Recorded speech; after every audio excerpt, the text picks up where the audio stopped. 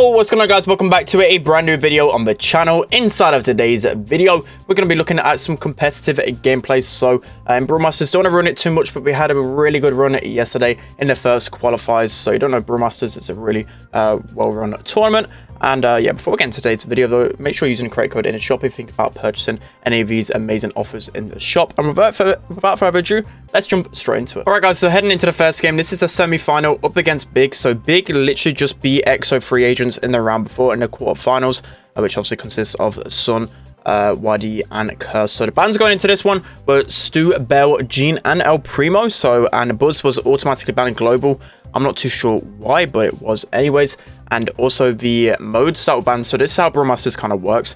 You've got 3 modes that you pick to ban. Like one team picks 2 modes and the other team picks 1. So Siege, Gem Grab and Rubble were banned. And then I think they opted to pick Hot Potato as the first map to play.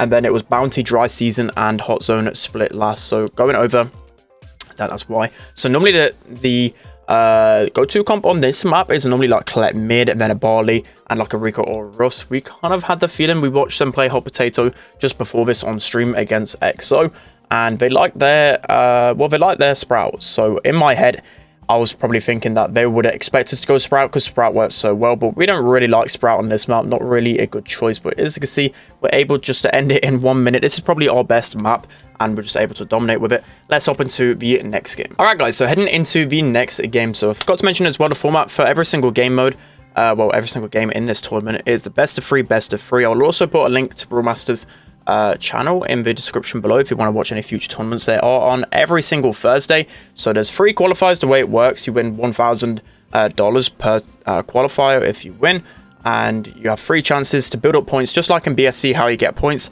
You get like a certain amount of points to where you place, and then the top 3 teams, they go through to the finals, and then there's like a 4th week where it's like a last chance qualifier. So that's kind of how it works. But yeah, we also play Queso Cup Monday and Wednesday as well, if you're wondering on any more competitive. As you can see here, Equax managing to get the kill here. So unfortunately, I think, was it then or is it a little bit later? I think it was a little bit later. I think Tom did lag out down the lane. If you saw that, I think it's already happened by then, but we literally lost like all of our control because of it, which is a big rip. As you can see, Loz is just in a position here to get a lot of damage. Do try and super Equac here, but do get the healing off as well, and they're just in a really good position. It kind of just fell apart when Tom lagged. I didn't really I completely forgot it even happened in this game. But yeah, it was like in a really good position. We just started off the blocks again. Unfortunately, we've got a lot of percentage down now because that one little disconnect. So I mean, we're down 50%. It's not unsalvageable at all, but it's going to be really hard. It's going to be really hard to come back from this. So obviously both teams are opted for the mirror as well. This is probably by far the best combination to use, especially when there's no Stu or Primo in play. I think if Stu was in play, he'd be really good with his new gadget, but yeah, there's just no way stopping this. Just a really bad start from the disconnect. I mean, we had a little slight chance here. We managed to pinch out Equac here, 1% left, but yeah, it's basically impossible. The team has to do the worst choke in history to choke in this position, considering they need like a Barley to go down lane once or like a Colette super. So we're trying to hold on here. Not really too much hope here. We've got a Rico super going down, and that's going to finish it. So that's going to be the second game there, 1-1 in this set. Let's hop into the next one. All right, guys, so jumping into the final game of this set. So big one really, especially in a best of 3. You really want to win that first set. I know it's a bit obvious insane so, but in a best of 3, the team that wins the first one, they're going to be at a huge advantage because they really need to win one of their next 2 sets to take the series home. So the first one is by far the most important for sure. You can get some momentum going forward, and it allows you to have that one bad game mode in between. So as you can see here, I'm just sneaking it in. Overall, it's just mainly whatever gets the most pressure at the start, because my pressure allows Tom to push up down the lane, although Tom's like an amazing Barley. He probably would have won this lane anyway. Just literally the pressure, me going through the middle, it's just really good. Any sort of pressure down the lane on this map is going to work wonders for your team, because a lot of the time the enemy has to constantly pinch you out, especially on a map like Hot Potato. It's quite an awkward map for the pinch, but they're kind of forced to do that. So as you see here, I'm kind of suiciding for a damage here, just because I know Drake can defend the middle quite fine. So yeah, as you see here, Tom's in this position. He's just been really annoying. He's doing an amazing job because they have to constantly try and pinch him out. Look how much damage he does. So Equac gives up here. I have no idea why he actually gave up, because they could have easily like killed us both and made us like a really good comeback. They honestly could have, because once you get a spawn trap once, you just seen how much damage we did with one spawn trap. We could have came back. So yeah, maybe you just thought it was game over. I'm not too entirely sure, but we're able to take on the first set right there. Let's hop into the next one. All right, guys, so heading into set number 2, game number 1, bounties. So dry season, when there's no Gene in play and no Bella as well. So they're like the 2 main mids that are taken out of equation here. The only really 2 comps I believe you can actually go is like a Ruff's double thrower or probably like Poco double tank. They've gone for a bit of a hybrid, so I imagine they've gone for the Mortis to take care of the throwers, and the throwers are going to deal with the Ruff. So if they played it correctly, they could definitely win this matchup. So the reason why I don't really like Mortis on this map, a lot of people try and use it, but whenever I see it in competitive, it's not really the best because of tick. Like the main reason, you think that Mortis can counter tick, right? But with the way that tick works on on dry season, it's just a really defensive map. And a lot of times tick's going to have his super available. So once tick gets one super, it's basically, especially with an upgrade, it's basically impossible for a Mortis to kill him unless he just gets like some insane bat chain. So as you can see here, the tick head is just following him all the way into my spawn. So he's got to really work his way to me. That Mortis definitely has to go on the Sprout. Tick is just too hard for him. So you can see here, Tom's going to work his way towards the super as well. The first upgrade is going to be going to Tom as well. I don't really need it. My job here is just to basically annoy the throwers, just keep them back. Whenever I get a wall, I just place it in that little block there because it kind of just forces them over to the middle more. So that makes sense there. So Equack actually gets a good breakthrough there. Doesn't manage to get any bats or anything, but I think if he had his bats, he probably would have been able to get some really good chains. I force Nindin back here. I'm not too sure why he's using Overgrowth. Overgrowth really not needed on this map. Obviously, like the extra shield is just going to help you in them engagements so much more. So you see here, Equack's actually in a good position. I placed a good wall though. It forces him to go down 1 position. I've got my upgrades, so every single shot is going to do a lot of damage. But this looks pretty scary because a Mortis can easily team wipe us if played correctly. But we're able to take him down. Really well played from us, honestly, to not allow him to chain any bats. But that's going to be the first game right there. Let's hop into game number 2. All right, guys, so heading into the second game. So both teams gone with the same combo. The only combo, again, that I was thinking of is probably going to like a Poco, Cole, Bull, or like a Frank or something like that. I just never like Mortis on this map. I don't know why. I don't know why everyone seems to use it, but whenever I play against it, it just doesn't win much. I bet the win rate with Mortis on this map, it's got to be in the low 20%. It really has to, unless, I don't know. I just think the Ruff's tick combo is just so good on this map. But as you can see, we've got the early lead. So I think I basically suicided in to take the pressure away from those guys, and they was able to pinch down the Mortis really well. So here, I'm in a really tough situation. So Equack's finally made his way onto me, but Drage protecting me really well. Obviously, as a good Mortis, you just want to get on that Sprout, because Sprout, you guys know, it just can't do anything against Mortis. You really can't do anything. The only way you can do anything is by constantly blocking off his lanes and allowing your teammates to help. So you can see here, I place my wall down that left bit. Equack uses his gadget to try and get in a more advantageous position. I managed to get a couple of snipes onto him though, so literally like 2 shots onto a Mortis will bring him down to half HP. It does manage to dash out with his life there, so we know he's really low, so we can then focus on the throwers. So far, so good. Drage on 4 stars. You can see here, I'm rarely getting any kills because I'm basically the most useless one against this comp. So Tom's just going to keep spraying down. So the way like the tick interactions work as well, it's going to be really hard for a tick versus ticks to actually kill each other. So normally other ticks just like shooting at the other brawlers, and especially if you're pushing up the map here, the tick will just be focusing out like the Ruffs or like me, because you're going to get a lot of kills. So that ticket goes down. I've got another upgrade. Again, we're actually in a really like scary situation here because we're all in a corner. Equack doesn't manage to get the chain there. I think if he got the chain on Drage, could have stayed alive and cycled a lot better, but it's just not in a position here where they're able to come back. So really well played from us to actually beat. I'd probably say if played correctly, it's probably like a 50-50 matchup, but honestly, if that Mortis was able to pop off once, it would have been really scary. But that's going to be the semi-finals there, 2-0 against Big. Let's hop into the grand finals. All right, guys, so going into the grand finals up against Totem. So Totem actually beat Clash in the semi-finals beforehand. SK didn't sign up for some reason, not entirely sure. And then, as I said, EXO did get beat by Big. So Totem versus Tribe, not really a final that you see too often, let's be honest. Totem are a really good team. Obviously, beating a team like Clash, they're really underrated. The only thing with TOTEM is that obviously they can beat any team. They really can. They're a really good team. It's just inconsistent, like sometimes, especially like we lost against some Incase Cup the other night, but like the Monday before, I'm not too sure what's going on with them, but they lost 3-0 to Blood Diamond. It's just they got some really inconsistent results. So Ticket able to take them down. Also the bans I forgot to mention were Bell, Primo, Stu, and Poco. So Stu and Poco from our end, Bell and Primo from their end. Also the maps. So I think the maps that got banned were Heist, Hot Zone, and Gem Grab. And then going into it, you're gonna have to excuse a black screen. I don't know really what it's doing there, but it should be fine now. So Bounty is the first one we picked, and then Super Stadium, Rubble, and then Siege, Nuts, and Bolts. So both teams going for the Ruffs, a double thrower combination. Gene can be good, but I think Ruffs is just pairs better with a thrower, and especially the fact that like Ruffs counts as Gene. Yeah, you're gonna have to bear with me with the black screen, guys. I apologize for that. I bought a new adapter already today. It just keeps doing it. Not entirely sure why. I think it's just worn down from how long I've used it for. So again, they've got the upgrade on a Sprout. Don't really agree with giving the Sprout the upgrade, mainly because Tick's just gonna do so much damage there. So Drage actually goes down. I didn't entirely see where that came from. So we're in a sticky situation here. Dry season, if you guys know, I don't mind this map too much. At least it's not completely like rock paper scissors, but it is a really defensive map. So over here, Drage is really low, but me and Tom do an amazing job just to get these guys really low. We both get them down at the right time, and we managed to take the game right there. So that was a really good end there. Let's hop into the next game. All right, guys, heading into the next game. So both teams with the mirror comp again.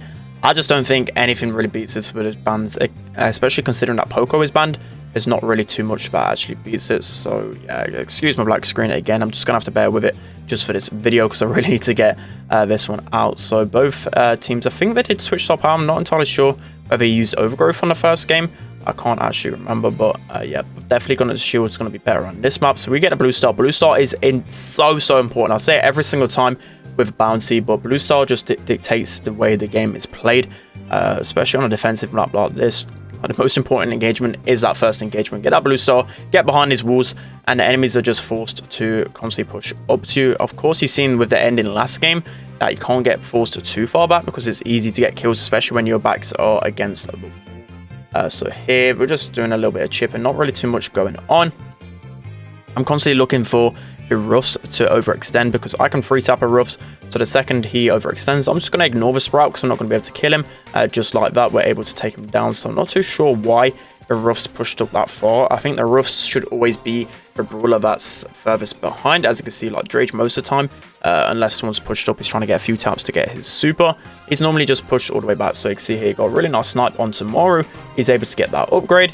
Here I'm in a bit of a sticky situation, but I know I can die because we've got the blue star. So obviously dying isn't really the best, but in Bounty, when you know you've got the lead, dying can alleviate a lot of pressure. So you can see here, it did alleviate a bit of pressure. I'm getting a few taps on Mari. He's pretty weak. Got a tap onto the Ruffs. It's pretty weak. So I think I've got a couple of gadgets in my back pocket as well, but I'll try and preserve them as much as possible. Just so I've got them in the late game. I'll use my wall there to force them down the middle, so it's really easy to funnel them in. Mari's really weak here, so I'm getting some of the taps onto him. I believe I'm really close to going down, but I know I'm going to stay alive. I've got that gadget in the back pocket, so I believe I'll go down, but we get the refrag straight away there. So really well played from Drage and Tom. We just played that perfectly. They're able to take advantage of the opportunities given to us. So that's going to be the first set right there. Let's hop into the next one. All right, guys. So heading into the first game of Super Stadium. So Poco is banned. And now the way the game is played, honestly, people just go for the counter comp straight away. So Super Stadium was actually played TOTEM versus Clash the round before. And we've seen they like the Mr. P pick. We thought Nita could deal with it okay. And it can, but with B constantly watching where Drage was going, it can be pretty annoying. And Mr. P, once he gets his super, it's a really good deterrent onto Drage. So to be honest, like, not really a lot happens here. I could honestly just skip through this game because it's basically nothing that happens. All it is just a constant pinch fest. Nothing too much to really talk about. You can see here, Mr. P's got turret really quickly, so we don't really see Mr. P in competitive too much. The reason why we went Mr. P, because basically everyone goes B in mid, right? It's basically guarantee, especially when Poco is banned, that people go B or a Gene in the middle. And even if they go Sprout, it's basically like 3 minutes to go. It's either a Sprout, it's either the Gene, it's either a B, and Mr. P basically counters all 3 of them. So it's underrated. I've not really seen anyone run it. but I think we might opt to start using it in the future. So yeah, they've got that turret in the back pocket there. I mean, I can keep getting snipes onto B, but in the relative terms, he's going to hold on to his 3k, and I'm not going to be able to do too much. So I actually use the transplant gadget as well, so I can get more pressure down the lane. So I get a nice snipe onto Mr. P, but Mr. P is just destroying Nita in the 1v1s. If Mr. P keeps his range, he should be able to win that matchup a lot of the times. And I think it's just mainly because we've literally never ever faced Mr. P in a scrim, so it can be hard, especially when you face a brawler like that, to fully understand how to win your matchup. So that might be an important factor as well. So you can see here they're pushing us all the way back. Not too much to really say here. Tom is using a heal star power now. I think I told him to give it a try, and he actually likes it, especially in the Barley 1v1 interaction.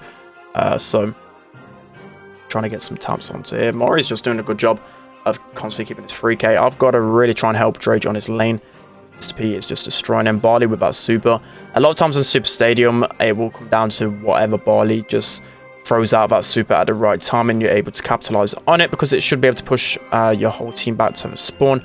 See here, we're actually in a good position, but I'm going to skip it. Actually, no, I'm going to leave it. 15 seconds. It's gone on forever. As I said, nothing really happened. It's just both teams just playing it safe and sitting in spawn.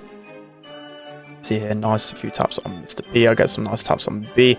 We're going into OT. Like, they have a Mr. P against a Nita. They have a B against a Sprout. Like, Sprout can do okay, but when we talk about the best overtime brawlers in the game, I think the best overtime brawlers are like B and Bell. Like, they should be able to pop off easily. So yeah, we've got the B on the Nita. Not too sure why we had that interaction, but did. But yeah, nothing much we can really do here. We're just getting slowly pinched down, and they're going to eventually probably look to score here. So we've got to go 3k. Drage kind of get destroyed. Nita just doesn't really have the range, and of course the iPad goes black screen, and then you just see Mori with a really nice goal there. So yeah, they're able to take that game. That was basically always in their control. Let's hop into the next one. Alright guys, so heading into the next game of Rubble. If you watch the streams, there was a bit of an altercation between our teams.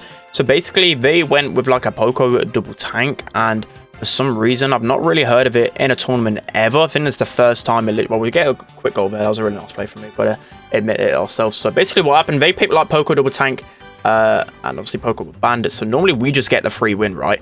Like if a team picks a banned brawler, no questions asked. No matter what tournament I've played in for like over 3 years of playing tournaments on Brawl Stars, you've always got the win. Sometimes it can even be a set win. Not so much nowadays, but back a couple of years ago, like, used to literally drop the whole set if you played a banned brawler. But for some reason they didn't get any sort of penalties. So we then played the next game with a banned brawler as well, because it was only fair, right?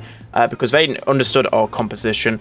All it was like a warning: if you do it again, then you will lose one. So a bit strange to have that ruling, because at the end of the day, it's your responsibility, especially with 4 bans, to really know who is banned. If you picked a banned brawler, which we've done in a tournament before, like last month, you just expected to lose the game, right? It's your mistake. So you can see here we picked with the Gene and Venita. So they picked like aggro 2 times in a row during that little altercation, and then they picked it for a third time. So we kind of read their bluff 3 times in a row. That's why I picked the Nita. Nita is just such a carry pick. Basically, you just see Drage all the time, just constantly having that best. So you can see here I'm kind of holding the ball here. Not too sure why I'm holding it. I was kind of expecting like a play to happen. Probably make a bit of an error giving them the ball, right? Like getting the ball out of the corner, especially with the tanks, can be pretty hard. So Maru trying to kill the Nita there. Again, it's just, I missed that pull, but against tanks, it don't really matter. I'm going to get my pull basically straight away afterwards. We're finally near enough to get the ball out of the corner. So Tom, I think, suicides to get the ball out of the corner here, which doesn't do successfully, but I'm able to do so. I'm not too sure here. I think I try and force it too much. Yeah, that was definitely a force. I tried to like squeeze it into that narrow gap, but Bull was covering it just as much. We just see here Drage. He already has a full HP Bruce, right? And then he's got another one in his back pocket. It's really annoying for the enemy team to deal with him. So the only way I think they're able to win this game is if Moru pops off completely, or we just make a really bad misplay. So Bull's going to be really weak here. We're able to take him down. I'm just going to pull the Frank, and that should just be an easy walk in for Drage. So we're able to take home that game there. So it's 1-1. If the rules were in place, we would have already won this series, because right, like the ban, if you pick a ban brawler, you should be able to be penalized with a game. But regardless, it's 1-1 in this set. Let's hop into the next one. All right, guys. So heading into the third game of this set, as I mentioned, don't want to mention it too much, but we would have already won this whole series if the rules were actually correct. I think they will alter it for next time, but just a little bit frustrating on our end because these are the type of things that should just be normal in these tournaments, right? These rules have always been in place. I don't know why they've been changed, but anyways, we went for the triple aggro because we thought that like a Mortis could deal with a B and a Barley. But I think in relative terms, they probably have a harder counter than what we had with Gene because B just destroys tanks. It doesn't really do too well with Mortis, but does destroy tanks. So Drake's done a really good job trying to charge up his super here, but Nita, as you've seen in the last game, just going to basically 1v3 us with that bear. Every single time we kill the bear, he's going to have another one. So you see here, Tom gets a really nice stun, but because the bear's hitting him and also Nita's dealing damage to him, they're just constantly healing up each other. So I do waste my super again there. I kind of just felt like Pika. Getting the first kill, I was like, yeah, let's just super again, and then just instantly get hit with a 3k. So I go down in a real tough position here. Honestly, we need an absolute miracle to win this game just because of how much of a hard counter these guys have got. So Mario went with a cheeky shot there. Not too sure why he did that. I mean, I completely read it. Luckily enough, I don't think if I wouldn't go back, we would have actually conceded here. So Tom trying to force the goal in. I think if B would have maybe like spawned a little bit later, Tom would have probably scored that. So it could have been a good play, as we just need something like that. So Drake with some really nice chains there. He's able to single-handedly get us the goal. So this is where I thought we could win here. So 50 seconds left. It's going to be hard to hold on, right? We really need that ball. All three of them are just going to run down the middle. We can't really choose to do that because else we're just going to get completely destroyed. So 45 seconds left on the clock. All we need to do really is just cycle off spawns really well. So Drake goes down here, which we're kind of forced in a really bad position. Tom just gets absolutely deleted by that B, and this is where the kind of spawns go wrong. So as you can see here, my iPad did disconnect for a little bit. I think I was low on charge, and that was probably the reason. Actually, no, Tom got a really nice save. It was one of a really close call. I think if I killed the Barley a bit quicker, maybe could have snapped onto the Nita. I'm not entirely sure here. So do get a nice stun on Benita, knocking the ball out of his hands, but that bear is just an absolute nuisance. He's able to pass the ball off to the B. So really unfortunate. Maybe Tom should have just run back a little. I don't know what he could have done. I don't think he could have stopped that. That's probably been too critical there. So going into overtime, we're screwed. I don't think there's any way in a million years we're going to be able to win this, especially with a B, unless Drake just makes a mad runaway play here, which is not able to do it. Maybe if he had bats. I think if he had bats in overtime, we could have done something. But yeah, it's just torture. No way we're able to do anything. So I'll charge it in here just to delay it a little bit. But no matter what we do, it's just a 99.99% that we're going to be losing that game. So we end up losing that Rubble. Let's hop into the final set. All right, guys. So heading into the final set, we have a Siege. So Siege, we didn't even have a chance to play throughout the whole day against all the other teams, but they went with a Gene, Max, Sandy. So even when Gene and Max were meta, I didn't really like Gene Max here. Gene's actually decent. As you can see, we've gone Gene lane because Gene's basically just good against most things. This is the exact comp that Clash went against us in the monthly finals. I think Gene's just really good in case like a team goes aggro and just can be good at gaining back positions. So you can see that Sprout shot just bounced everywhere, managing to take him down. So Mario doing a decent job of keeping us distracted, but together not really doing too much. So yeah, we're not really scared about Gene, Max, Sandy. They haven't really got any defense as well. Dredge gets a nice pull. So we're going to try and get a little bit of damage here. Gene does get, we're kind of just staying in, getting a little bit of damage. So all we need now, I think we deal nearly like 50% to the Ike there. So we really need like one more push, right? We really need this next push and we should be able to end it. So I'm going to use my wall to block off one of the lanes. Sandy going to be actually a decent counter to brawlers like Cole, brawlers like Surge, like Stu that have like kind of dash abilities where Sandy's able to interrupt it with a gadget. They get nice speed with the max, but I think we're just in a position now where we're able to get this robot. And we also got bolts for next round as well. So even if we don't end it here, we're in a perfect position to get the third round as well. So see here, and the only worry is like a max going onto us and killing us with the aggro. That was a really nice Sandy stun, able to take Drage down, but they really have got zero defense here. Like there's basically no way they're going to be able to fully defend us. So me and Tom just kind of just go in regardless. This Ike is literally at one shot. You can't get any more luckier. So Drage gets a nice pull here. So all we need is I think even a Sprout shot should end it, right? Yeah, 732 HP, a Sprout shot, one Coal pickaxe, a couple of Gene shots, we're able to end it. So I get some nice pressure here. Get Mari basically one shot from anyone. Dredge gets a nice pull there. Mori's going to be really, really weak. But his Gene's too focused on me. Tom's just able to gadget in and take it down. So we take the first siege game right there. Let's hop into the next one. All right, guys. So heading into game number 2 on set number 3. So we've gone with the Barley instead of a Carl. We kind of thought that they'd go BB or some sort of aggro. So Barley with slow, really good for that. So basically it's a mirror of the Carl.